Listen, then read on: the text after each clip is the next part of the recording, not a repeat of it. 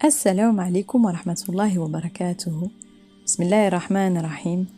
Bienvenue à toutes et à tous pour ce dernier podcast, hélas, et oui, c'est le dernier de la série Ramadan en pleine conscience. Alors tout au long de ces podcasts, on avait vraiment envie, moi et Myriam, de partager avec vous ces belles émotions qu'on avait pu vraiment partager lors du dernier Ramadan. Donc c'était lors des ateliers qu'on avait pu animer à la Ligue des musulmans de Belgique. Et cette année, c'est chose faite, on a pu vraiment partager de très beaux moments avec vous à travers ces podcasts, parce qu'on a reçu pas mal d'encouragements, de chouettes mots, de remerciements. Donc on tient à vous dire que ça nous touche énormément, donc merci beaucoup. Alors tout d'abord, pour commencer, comme on l'a souvent fait dans ces podcasts, on vous rappelle effectivement qu'on n'a pas fait d'études dans les sciences islamiques, et pourquoi pas un jour, Inch'Allah. Mais pour l'instant, on est vraiment plus axé dans les sciences psychologiques, et donc on a fait nos études en psychologie dans le comportement humain. Et notre but était finalement, en tant que psychologue et aussi en tant que musulmane, c'était de vous transmettre un peu tout ce qu'on a pu apprendre avec toujours beaucoup d'humilité, et puis de tenter de vous offrir une forme de réflexion peut-être différente sur les actes quotidiens d'adoration qu'on pose. Alors on espère que les exercices précédents vous ont aidé, que tous les exercices qu'on a pu vous proposer vous ont plu, et on espère aussi que le dernier exercice, celui sur l'aumône, a pu vous permettre justement de voir l'aumône et l'empathie différemment, et peut-être même de ressentir pleinement les bienfaits de cette aumône. Alors dans ce dernier podcast, et puisqu'on est vraiment dans les tout derniers jours de ce mois de Ramadan, il est maintenant peut-être temps de créer de nouvelles habitudes. Alors, il est temps de créer de nouvelles habitudes. Pourquoi ? Pour finalement atteindre l'excellence. Donc, ne pas simplement se contenter de poser des actes d'adoration, mais vraiment essayer d'atteindre l'excellence et ainsi se mettre continuellement à la recherche de la satisfaction d'Allah Azzawajal dans tous nos actes posés au quotidien, que ce soit simplement arroser une plante, manger, lire ou bien même méditer le Coran. Donc aujourd'hui, on va se pencher sur une notion importante qui est la notion d'apprentissage, puisque dans notre belle religion, on a de cesse d'apprendre, alhamdoulilah. Alors pour cela, quoi de plus naturel en fait de commencer ce podcast, et donc de commencer ce podcast par la première sourate qui a été révélée à notre prophète Mohammed sallallahu alayhi wa sallam, et qui est la sourate Al-Alaq. Alors cette sourate Al-Alaq est une véritable incitation à lire et à apprendre, parce qu'elle commence ainsi: Iqra bismi rabbika alladhi khalaqa. Lis au nom de ton Seigneur qui a créé. C'est donc une très belle introduction à notre podcast du jour qu'on a voulu intituler Atteins l'excellence grâce aux neurosciences. Et donc dans ce podcast, vous avez compris, on va aborder ce qu'est l'apprentissage ainsi qu'une autre notion qui est très importante et qui est al-ihsan, la bienfaisance. Alors, c'est le moment de vous parler de ce qu'on appelle la plasticité cérébrale ou la plasticité neuronale. Alors, qu'est-ce qui se cache derrière ce terme un peu compliqué ? Eh bien, c'est tout simplement la capacité qu'a notre cerveau à se modifier par des mécanismes lors d'un apprentissage ou d'une mémorisation. En fait, cette plasticité cérébrale, eh bien, on naît avec, donc on vient au monde avec, et on l'a même bien avant la naissance, on l'a même quand on est de tout petits embryons dans le ventre de nos mères, lors de la gestation, et alors on grandit avec jusqu'à notre vieillesse. Alors le cerveau, grâce à cette capacité de créer ou réarranger certaines connexions du cerveau, le cerveau va pouvoir vraiment se modifier. Ça veut dire que si vous avez eu par exemple l'habitude de lire le Coran mécaniquement, eh bien il se peut qu'une sorte de boucle dans votre cerveau s'active à chaque fois que vous lirez le Coran, tout comme il se peut que votre cerveau finisse par modifier ces mêmes boucles lorsque vous déciderez de lire certains versets différemment, en les méditant par exemple.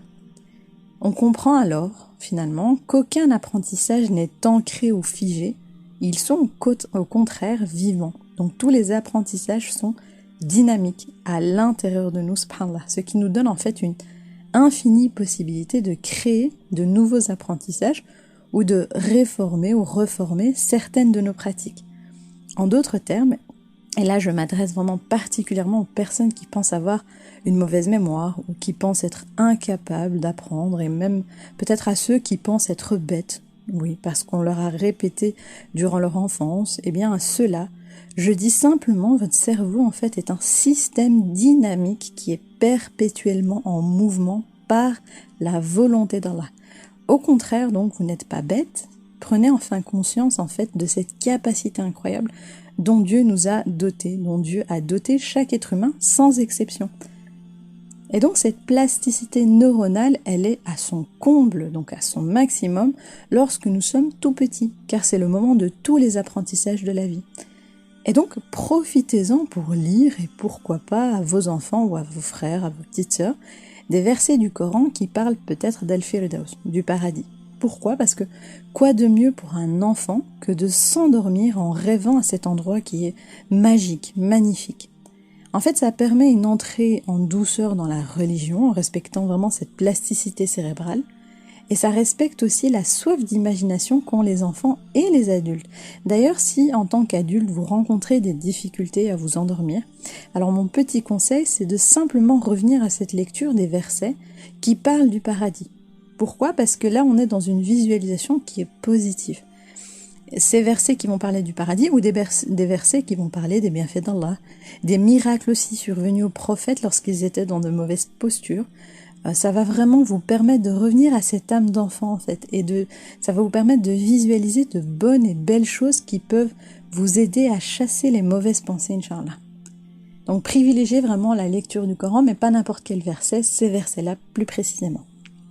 Alors il faut savoir que la plasticité cérébrale est une des découvertes les plus récentes et les plus importantes dans les neurosciences. Et donc c'est une découverte que je partage avec vous aujourd'hui parce que ça permet vraiment de comprendre la suite de ce podcast et aussi un petit peu l'apprentissage en général. Alors si on s'inspire de l'éthologie, donc la science qui étudie le comportement des animaux, eh bien on se rend compte que par exemple des chatons apprennent par le jeu. Donc si vous avez des chatons ou que vous avez déjà vu des petits chatons jouer, vous avez sûrement vu ces petits chatons s'amuser en jouant. Et donc en même temps qu'ils s'amusent en fait, en même temps qu'ils jouent, ils apprennent à se débrouiller pour le futur. Donc ce n'est pas tellement du temps perdu entre guillemets, ni simplement du jeu, mais c'est bien du jeu pour apprendre. Donc c'est bien un apprentissage et c'est même un des apprentissages les plus importants qu'ils vont faire. Et donc pourquoi pas s'inspirer d'eux et apprendre en s'amusant. Donc retrouver finalement, et ça c'est vraiment la chose la plus importante dans ce podcast, retrouver le plaisir d'apprendre de notre belle religion. Retrouvez vraiment ce plaisir d'apprendre. Reconnectez-vous à ce sentiment d'émerveillement d'enfant face à de nouvelles choses. Donc cultivez cette curiosité qui est nécessaire en fait pour vous assurer un bon apprentissage. Et au-delà même de l'apprentissage, en ayant comme cela tous les jours un peu plus envie d'en apprendre plus, eh bien vous allez développer ce qu'on appelle un mental de gagnant. Vous allez développer une soif en fait d'apprendre. Et donc je vous parlais de mental de gagnant, tout comme les sportifs par exemple de haut niveau, vous allez apprendre tout doucement aussi à viser l'excellence dans votre religion en faisant de ces apprentissages une discipline noble et en vous préparant à l'avance. Donc comme les sportifs le font, ils se préparent à l'avance. Moi je vous propose le soir par exemple de penser à la meilleure version de vous-même que vous désirez retrouver le lendemain. Et donc vous vous imaginez peut-être un peu plus énergique, par exemple le matin, et après cette visualisation du soir, le matin, débutez votre journée avec une bonne intention pour cette journée-là. Comme l'intention, par exemple, très simple de partager un verset avec un être cher, par exemple. Et puis finalement, au-delà du fait de partager simplement un verset, c'est carrément des liens qu'on va recréer parfois. Parce qu'on est des êtres sociaux, on a aussi ce besoin d'apprendre, mais d'apprendre aussi en groupe, de partager nos différentes compréhensions d'une même lecture. Et donc vous allez vous assurer aussi, Inch'Allah, comme ça, de débuter cette journée avec ce qu'on appelle le parfait mindset, donc la parfaite disposition cérébrale si vous voulez, en pensant aussi, n'oubliez pas, penser à cette magnifique capacité, à cette plasticité qui peut vous le permettre en fait. Et on arrive justement à l'exercice du jour qui est vraiment un de mes préférés. Alors je vous propose cet exercice qui a pour but de devenir une habitude. Donc tout comme les autres exercices qu'on vous a proposés, qu'on a partagé avec vous, ça peut devenir des petites habitudes et ça peut vraiment bien fonctionner au jour le jour si vous ancrez ça comme un petit rituel. Et comme tous les apprentissages, il faut le répéter vraiment pour que ça puisse s'imprégner. Et donc, tout cet exercice-là et même les autres exercices qu'on vous a déjà proposés, vous pouvez aussi les pratiquer en dehors du mois de Ramadan, Inch'Allah. Cet exercice-là d'aujourd'hui d'un exercice qui est vraiment très simple et à la portée de tous.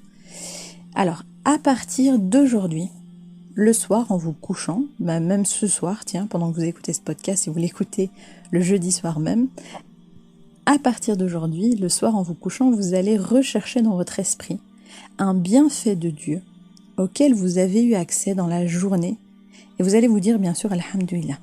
Alors ça peut être vraiment très simple, ça peut être le fait d'avoir eu de l'eau potable à boire ou d'avoir pu manger en famille ou encore d'avoir lu un chouette livre, qu'importe. Vous choisissez un bienfait et vous allez répéter Alhamdulillah avec une bonne inspiration profonde.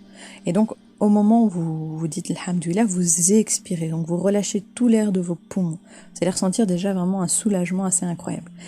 Le matin, en vous réveillant, vous allez vous redresser dans votre lit et donc sans en sortir, donc vous restez dans votre lit, vous prenez simplement le temps d'écouter votre respiration. Vous inspirez profondément les yeux ouverts et vous expirez doucement la bouche fermée et les yeux fermés. Après cette présence à votre corps, vous allez penser à placer une bonne intention dans votre journée. Mais cette intention, vraiment, précisez-la dans votre tête avant de vous lever.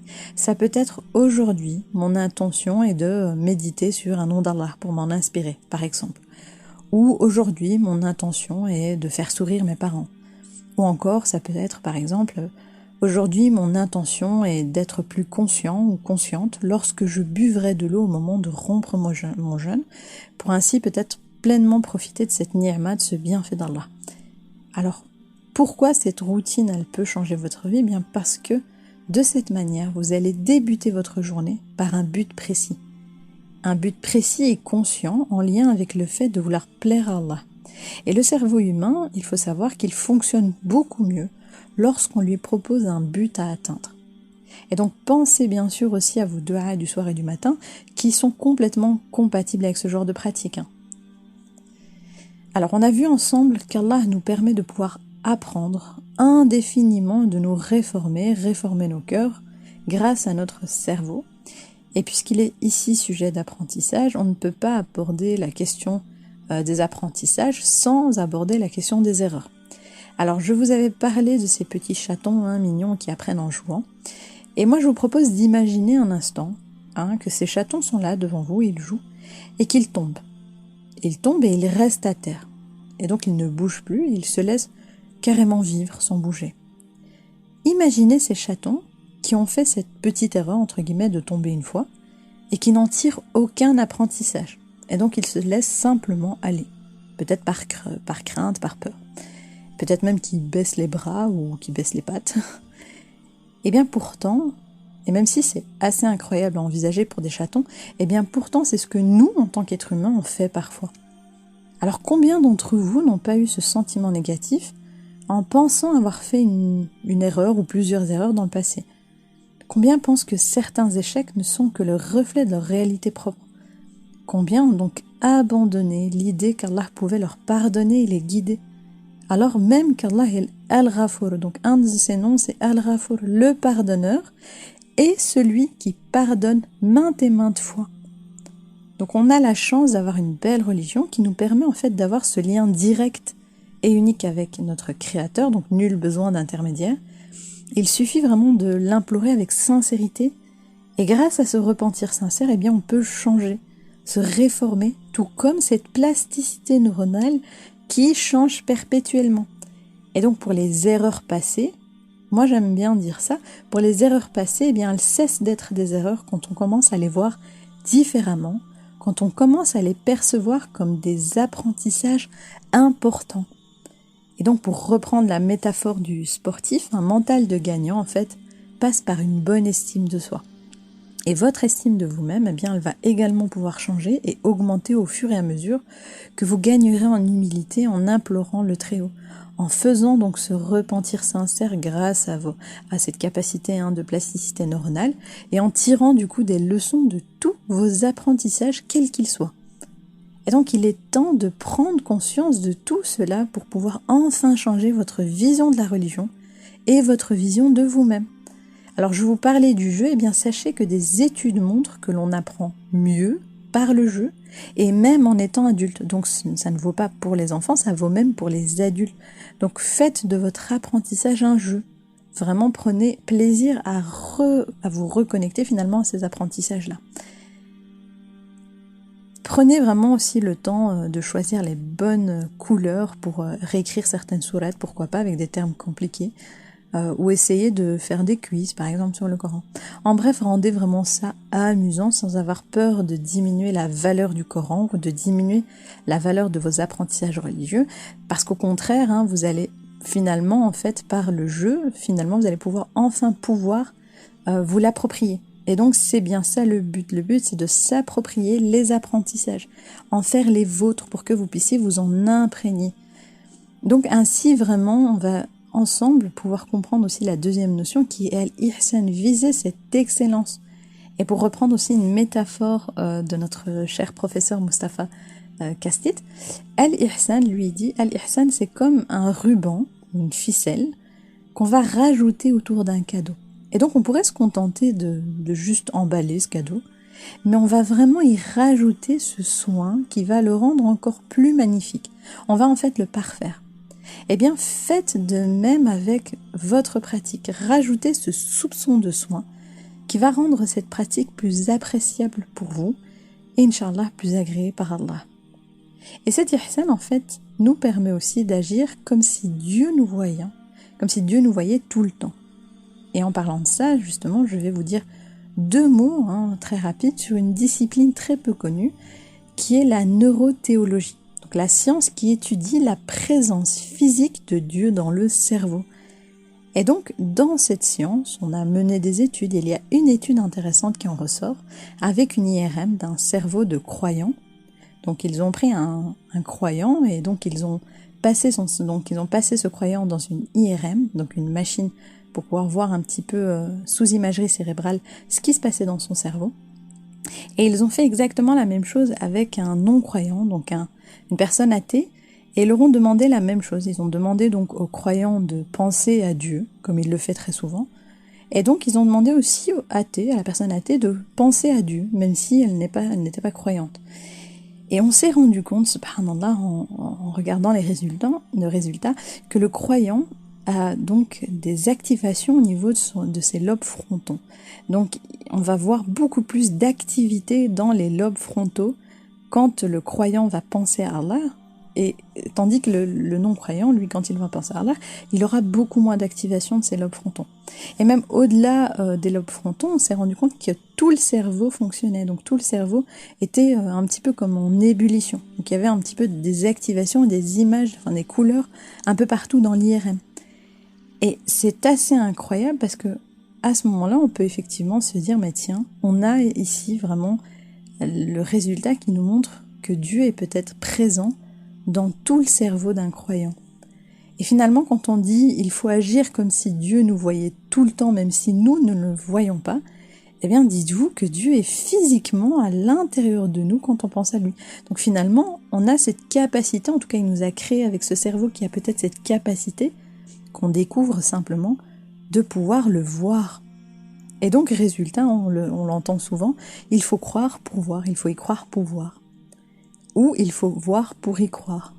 Et donc moi j'aime plutôt dire il faut croire pour voir. Et donc nous voyons et nous sommes en connexion avec Dieu au quotidien. Subhanallah.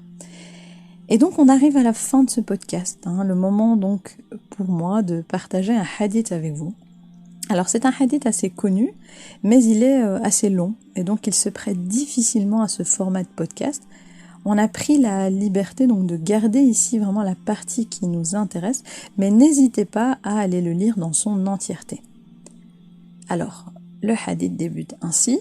Un jour, alors que nous étions assis auprès du messager d'Allah, un homme vêtu d'habits d'une blanche resplendissante et aux cheveux très noirs se présenta à nous. On ne voyait sur lui aucune trace de voyage et personne parmi nous ne le connaissait. Il prit alors place face au prophète, plaça ses genoux contre les siens, posa ses paumes sur les cuisses du messager et lui dit « Informe-moi sur Al-Ihsan ». Al-Ihsan consiste à adorer Allah comme si tu le voyais, car si tu ne le vois pas, certes, lui te voit, répondit le prophète. Puis il partit et plus tard le prophète dit « ce qui suit. Ô Omar, sais-tu qui m'interrogeait ?» Allah c'est plus que tout autre et son messager c'est plus que nous, répondit Omar. C'était Jibril, alayhi salam, venu vous enseigner votre religion. Donc ce magnifique hadith est rapporté par Omar, donc Ibn Khattab, qui nous raconte, qui a été rapporté donc par Muslim. Et sur ce magnifique hadith qu'on vous laisse visualiser, méditer, on va clôturer cette série de podcasts Ramadan en pleine conscience. Ce mois a été tellement bénéfique pour nous, alhamdoulilah, on espère vraiment qu'il a été aussi bénéfique pour vous. En tout cas, Dieu nous en est témoin, ce fut vraiment un réel plaisir de partager ces jeudis après-midi en votre compagnie. On vous remercie ainsi que les professeurs qui nous ont appris tout ce qu'on sait ou tout ce qu'on pense savoir, que ce soit les professeurs religieux ou non. Et on remercie Allah Azza wa Jal. Allahumma laka shukr wal hamd. Ya Rabbi taqabbal minna salatana wa siyamana wa qiyamana. Donc que Dieu accepte votre jeûne. N'hésitez pas aussi à nous donner un peu de soutien ou à partager vos impressions. On vous l'a dit, on aime beaucoup vous lire. Toutes les critiques constructives sont les bienvenues, bien sûr. Et n'hésitez pas aussi à nous suivre pour continuer à vous informer sur nos réseaux sociaux, donc nos thérapies. Et d'ores et déjà, eh bien, on vous souhaite, Maryam et moi, un Eid Mubarak Saïd, en gardant à l'esprit que c'est une immense joie et un honneur de pouvoir le célébrer. Assalamu alaikum wa rahmatullahi wa barakatuh.